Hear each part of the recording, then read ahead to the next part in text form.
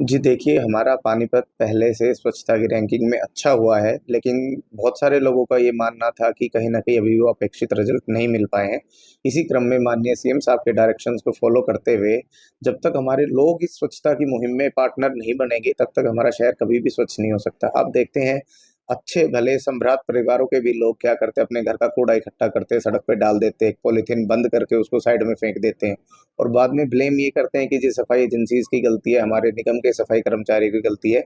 जबकि इश्यू ये है कि दोनों तरफ से कोई न कोई इश्यूज़ हैं। उन लोगों की भी कोई कमी है, तो हमने आपने देखा होगा 7 लोगों को सस्पेंड किया था। जेबीएम पे हमने पीछे भी 10 लाख रुपए का जुर्माना लगाया था, आगे भी हम उन पे कार्रवाई कर रहे हैं। बट इसके साथ-साथ लोगों को समझना पड़ेगा, एक कलेक्टिव बिहेवियर जो एक माइंडसेट होता है स्वच्छता का, वो कहीं न कहीं अपनाना पड़ेगा। माननीय प्रधानमंत्री जी ने जो पहले हमें थीम दी थी, उसमें से सबसे प्रोमिनेंट पॉइंट ये था कि जी आप प्लास्टिक का कम से कम यूज़ करें। आप जो अपना गीला-सूखा कूड़ा है उसको अलग-अलग करें। तो इस दिशा में हम एक पहला स्टेप ये ले रहे हैं कि जो भी जितने भी दुकानदार भाई हैं, जितने भी हमारे रेडी फॉर वाले लोग हैं, जो हमारे शाम को वेजिटेबल वेंडर्स हैं, एटलीस्ट उनके पास अपना एक डस्टबिन होना चाहिए। सारा ड जो कूड़ा है उस डस्टबिन में डालें और शाम को जाने से पहले इधर-उधर ना फेंक के जाएँ। हम कूड़े की गाड़ियाँ 100% पहुँचाने का ट्राई कर रहे हैं, सारे कमर्शियल एरियाज़ में। उनका जो भी जो लीगल राइट्स उनकी जो फीस बनती है 100-200 रुपए जितने भी सरकार के आदेश है, वो फीस भरें और अपने शहर को स्वच्छ रखने में अपना योगदान दें। सर कितना कुछ कारगर साबित हो रही है? जी देखिए, बड़े अच्छे रिज़ल्ट्स मिल रहे हैं। हमने वार्ड से बड़े अच्छे एंथुसियाज़्म से हमें लोगों का जो वो है सहयोग मिल रहा है। वार्ड वाइज़ वॉलंटियर्स की लिस्ट आ गई है।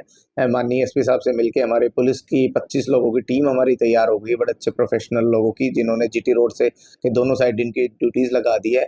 तो अगर हमें कोई भी नियम का उल्लंघन करता मिलेगा, तो अब बिल्कुल उस पे सख्ती से कार्रवाई होगी। 2 हॉस्पिटल वालों पे हमने 5-5 हज़ार का जुर्माना लगाया है, जो कि फर्स्ट टाइम था, अदरवाइज़ बायोमेडिकल वेस्ट में तो लाखों में जुर्माना जाता है।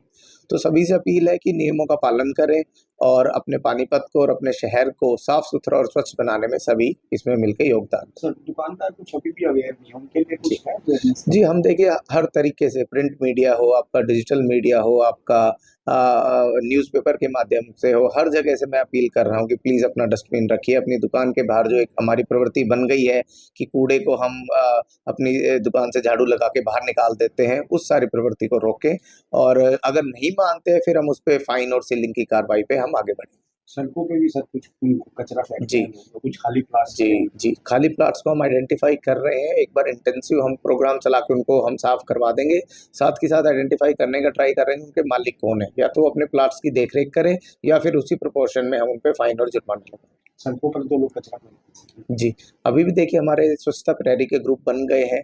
अभी जिस मैं आपसे बात कर रहा हूँ, तो अभी भी मेरे पास एक बड़ा दुर्भाग्यपूर्ण एक वीडियो आया हुआ है कि एक एक यंग नौजवान है, वो जो सड़क पे अपने बाइक रोक के इस तरह से वो कूड़ा फैला रहा है। तो इन सारे लोगों के अब हमारे पास ऑन वीडियो प्रूफ आने लग गए हैं, तो इन पे हम त्वरित कार्रवाई करेंगे और ज़रूरत पड़ी तो इनका पुलिस के माध्यम से भी इनको जेल और जुर्माना दोनों तरीके से कार्रवाई की जाए। सर कुछ सड़कों पर ना सीवरेज के ढक्कन खुले हों, उनके लिए कुछ करेंगे सर? जी, बिल्कुल करेंगे। हमारा ये सबसे पहले प्रायोरिटी है कि विदिन 24 आवर इस समस्या का समाधान हो जाना चाहिए। हमारे सारे एक्शंस को हमने इस बारे में निर्देश दिए गए हैं। पीछे भी एक इंटेंसिव सर्वे चलाया गया था और अभी भी अगर कोई शिकायत मिलती है, तो हम उन पे त्वरित कार्रवाई करेंगे। कि स्वच्छता बहुत ज़रूरी है और हम काफ़ी टाइम से ये बोलते हैं कि पानीपत में गंदगी है, लेकिन उस गंदगी को दूर करना भी हमारा अपना उद्देश्य भी है और हमारी ज़िम्मेदारी भी है।